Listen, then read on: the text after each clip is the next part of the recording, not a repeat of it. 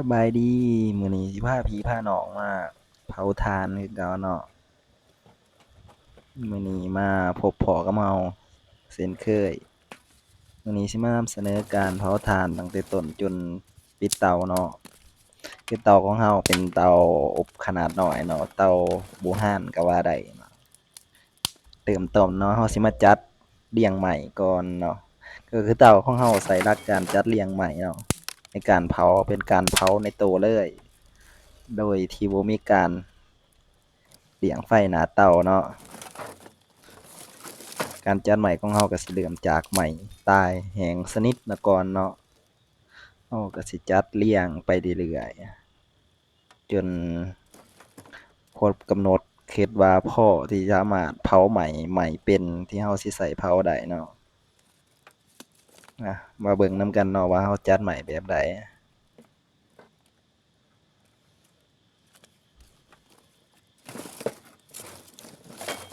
คือการใส่ไม้อ้อยไฟในเตาของเราเนาะก็สิอยู่ประมาณ1ใน4ส่วนของเตาเราเนาะ ก็คือเราแบ่งขนาดเตาของเราออกเป็น4ส่วนก็คือไม้ตาย ไม้แห้งที่เราใช้เป็นไม้เลี้ยงไฟนี่สิอยู่1ส่วนเนาะ ไม้ขนาดน้อยสิอยู่1ส่วน แล้วก็ใหญ่ขึ้นตามลำดับอีก2ส่วนเนาะ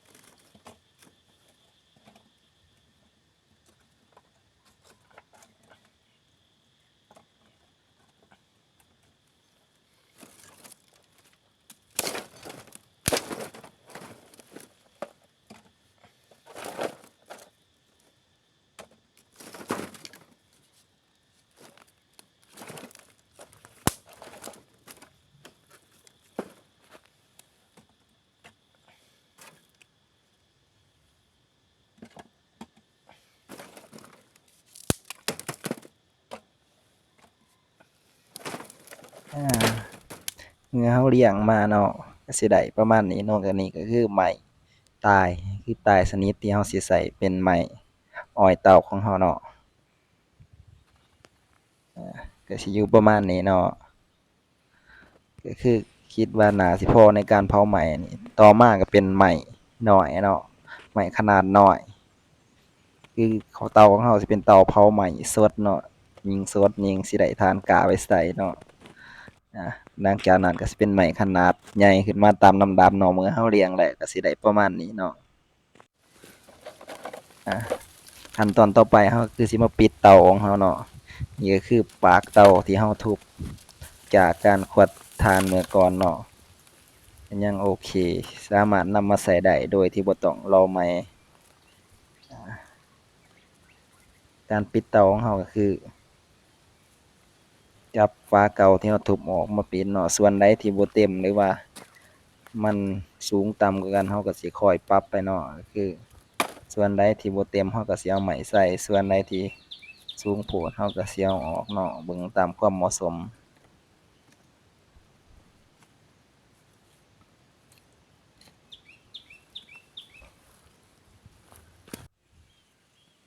โอเค เมื่อปิดแล้วก็สิได้ประมาณนี้เนาะต่อไปเราก็ใส่ดินต้มที่เราเตรียมไว้เนาะผสมฟางหน่อยหนึ่งมาจุกยาหน้าเตาที่เราเปิดแล้วเราก็มาเปิดหูแผ่วของเราเนาะทั้ง4หูนี่เป็นทั้งหูไฟหูควนหูดูดอากาศในตัวเลยขั้นตอนต่อไปเราก็คือเป็นการจูนเนาะเราสิเลือกหูหนึ่งที่ตรงกับที่เราจัดไม้ตายที่ว่าเป็น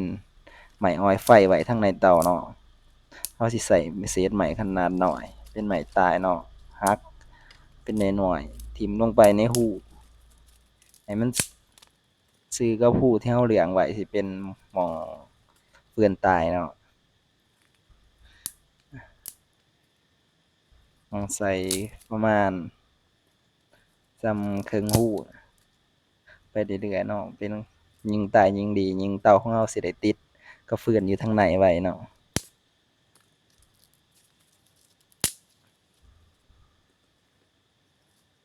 ก็คือเตาของเราสิบ่มีการเลี้ยงฟืนหน้าเตาเลี้ยงไฟหน้าเตาเนาะก็คือจุดแล้วถ้าติดแล้วก็คือสามารถปิดได้ไปไสก็ได้เลย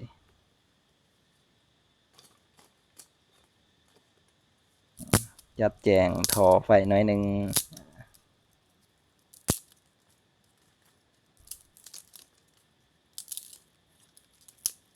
หักไม้อ้อยปาไว้ก่อนเราสิจูดเนาะเพื่อบ่เป็นการเสียเวลาเรามาเริ่มจูดกันเลยขบวนการจูดของเราก็สิใช้เวลาบ่ดนเนาะยิ่งถ้าไม้เรา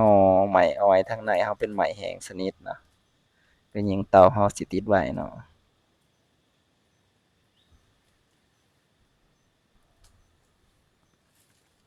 หลักการจูดของเราก็คือจูดไม้ที่เราปล่อยอ้อยลงไปวังก่อนหน้านี้เนาะให้เป็นฐานเสียก่อนก็คือตัวนี้เราก็สิเป็นการประหยัดฟืนในตัวเนาะถ้าการเป็นอ้อยไฟหน้าเตาเราก็สิเสียฟืนหลายโดดยิ่งถ้าเตาบ่ดูดแล้วฟืนที่ใส่อ้อยกับฟืนที่ในเตาอาจสูสีกันเลยจูดไปก็เริ่มติดแล้วเนาะ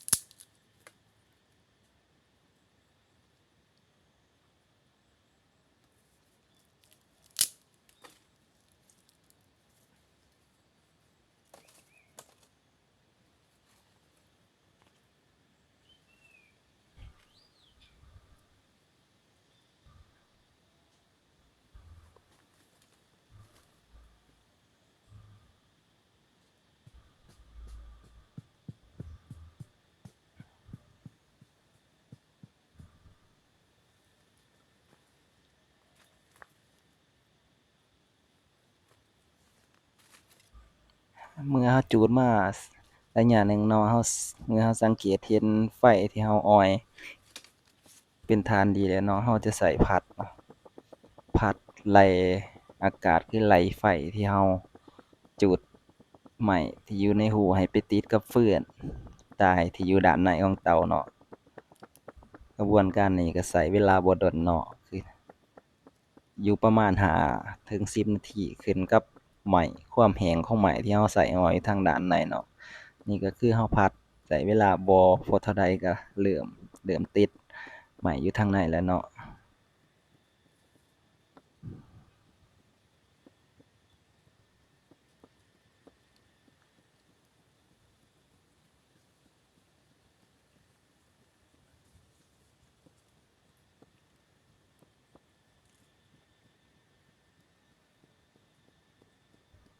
คือเราจะผัดไปเรื่อยๆเนาะจนสังเกตเบิ่งควันจากปล่องเตาของเราเนาะเมื่อควันเข้มขึ้นหลายขึ้นเนาะก็แสดงว่าฟืนไหม้แรงทางด้านในของเราก็เริ่มติดไฟแล้วเนาะกระบวนการนี้เราก็สิผัดไปเรื่อยๆเรื่อยๆเนาะใช้เวลาอยู่บ่เกิน10นาทีสูงสุด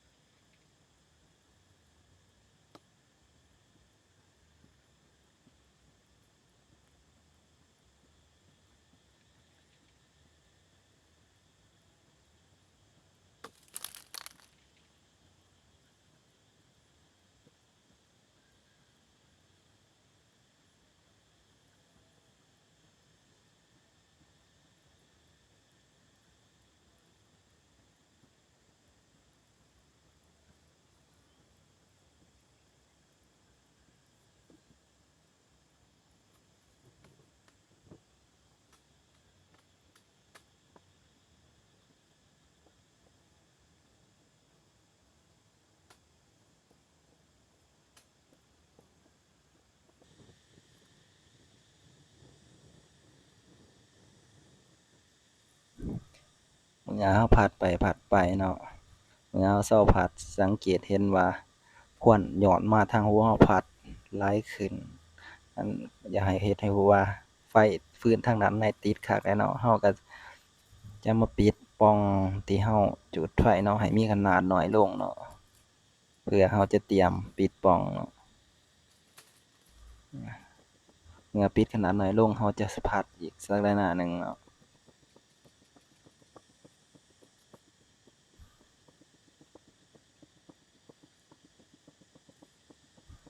สังเกตว่าควันทางด้านในจะเป็นสีขาวเข้มนั่นคือฟืนทางด้านในของเราติดคักแล้วเนาะ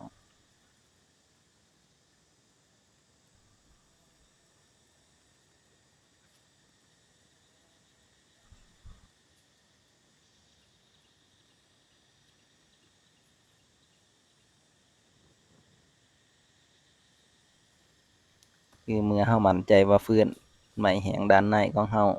ติดคักแล้วเนาะต่อไปเราก็สิเริ่มจะปิดรูปล่องจูดของเราแล้วเนาะก็คือใส่ดินที่เราแช่น้ำไว้เป็นดินต้มที่เราเตรียมไว้เนาะมาค่อยๆอัดไปทีละน้อยเนาะ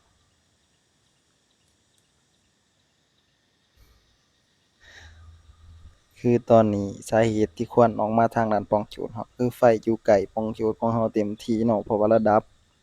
รูจูดกับรูอากาศรูควันเราอยู่ส่ำกันเนาะมันจะย้อนขึ้นจ นกว่าเราจะปิดรูจูดเนาะเพิ่นจึงจะย้ายไปดูดอากาศปล่องอื่น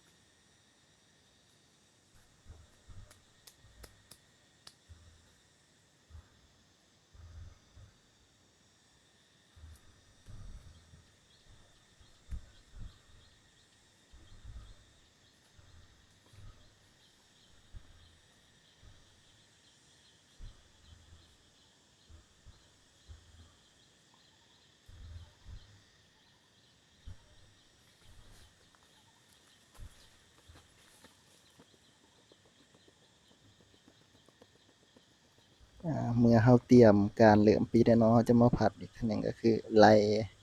อากาศให้ทรงที่สุดเนาะ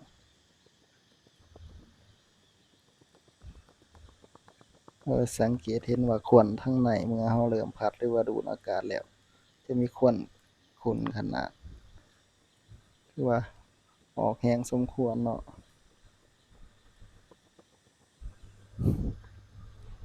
คือถ้าเป็นลักษณะนี้เราสามารถปิดเตาของเราได้เนาะคือปิดปล่องจูดเนาะ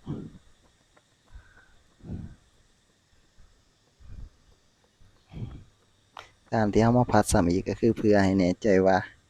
ไม้แห้งที่เราใส่ไว้ด้านในติด100%เนาะ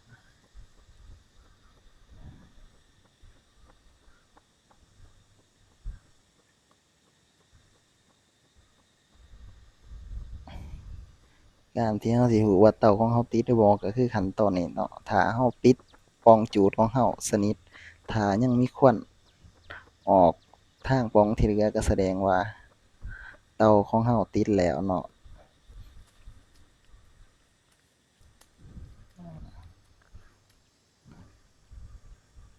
เมื่อเราปิดแล้วสิเห็นว่า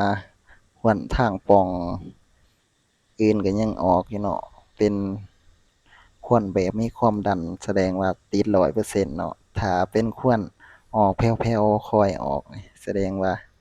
ทางในเราบ่ทันติดเนาะถ้าออกลักษณะแบบนี้แม่นว่าโอเค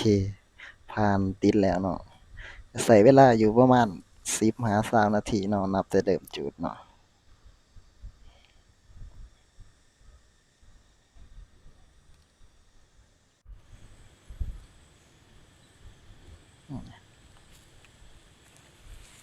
ควันออกแบบมีแรงดันแบบนี้ก็แสดงว่าเตาของเราติดแล้วเนาะเมื่อเราปิดปล่องนั้นเนาะ3ปล่องที่เหลือก็คือนะพอควันจะออก2 ปล่องส่วนปล่องนี้ก็คือสิเป็นปล่องดูดอากาศเนาะก็คือระบบนี้เตาของเราสิบ่เป็นเตาเนาะเพราะว่าหม้องไฟกับหม้องอากาศเข้าจะบ่อยู่ตรงกันเนาะเพื่อให้แน่ใจเราจะมาผัดทางด้านนี้อีกก็คือ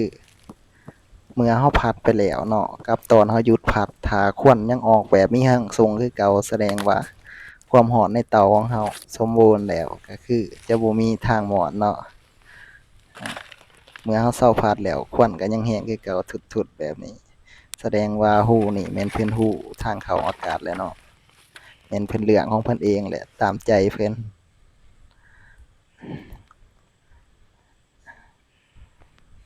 เมื่อเรามั่นใจว่าเตาของเราติดแล้วเนาะต่อไปก็สิเป็นการย่าปากเตาให้สนิทเนาะเพราะว่าบ้านเราอยู่ไกลเรามาเผาไว้ก็สิถิ้มเพิ่นไว้เบิดคืนโดยที่บ่มีเวลามาเบิ่งเพิ่นเนาะก็สิย่าแล้วปิดปากเตาไว้ให้ดีๆเลยแล้วใส่ดินที่เราเตรียมไว้เนาะดินเหนียวที่เราเตรียมไว้เนาะในการย่าปิดปากเตาเราคือเราสิย่าไว้แบบหนาๆเลยเพราะว่าเราบ่มีเวลามาเบิ่งเนาะก็คือเราจูดตอนนี้ก็เป็นเวลาประมาณ4 โมงแลงเนาะก็คือย่าแล้วเราก็สิเมื่อบ้านเนาะมื้ออื่นเช้าเราก็สิมาเช็กเตาแล้วก็ปิดเตาในตอนเช้าของมื้ออื่น ก็คือเฮาสิบ่มีเวลามาเจาะว่าเตาเฮาสิแตกบ่หานบ่เนาะเฮาก็สิย่าไว้แบบให้ดีเลยแบบวัดดวงกันไปเลยถ้าเตาแตกทานของเฮาก็สิเป็นขี้เถ้าเนาะคือเตาขนาดนี้เนาะเฟิ้นขนาดนี้การใช้เวลาก็อยู่ประมาณ12ชั่วโมงถ้าเป็นไหม้ตัดมื้อนี้จูดมื้อนี้เลยเนาะถ้าเป็นไหม้ประมาณ2อาทิตย์3อาทิตย์ก็สิใช้เวลาอยู่ประมาณ7-8ชั่วโมงเนาะก็คือเตาแบบนี้เราสามารถกำหนดเวลาการเผาได้เพื่อให้ได้ทานที่กล้าได้ก็บ่เป็นเฒ่าบ่ไหม้เกินไปเนาะทานสุกพอดีใช้เพราะว่ามันเป็นไหม้น้อยถ้าเราจะมาเบิ่งควันอยู่หั่นแม่นว่าทานเราสิบ่เหลือเด้อก็คือเราเรียนรู้พฤติกรรมของเตาเราเนาะว่าไหม้ขนาดนี้ความเปียกไหม้ขนาดนี้สิใช้เวลาอยู่ประมาณส่ำใดก็คือเราทดลองมา8ชั่วโมง10ชั่วโมง12ชั่วโมงเนาะก็ทานทุกอย่างก็คือใช้ได้โอเคอยู่ก็คือเราจะอาบน้ำเตาให้เพิ่นซุ่มมันแห้งจุดแห้งๆเพิ่นก็จุดให้เพิ่นเปียกเลยเนาะคือเตาของเราทางด้านข้างสิบ่มีปัญหาเพราะว่าทางในเราจะเป็นกระถางเหล็กตัดเนาะจะมีปัญหาแต่ด้านบนก็คือส่วนที่เป็นประตูของเราต้องทำการยาให้ดีเพราะว่าอีกประมาณ10ชั่วโมงเราจะได้มาเบิ่งกัน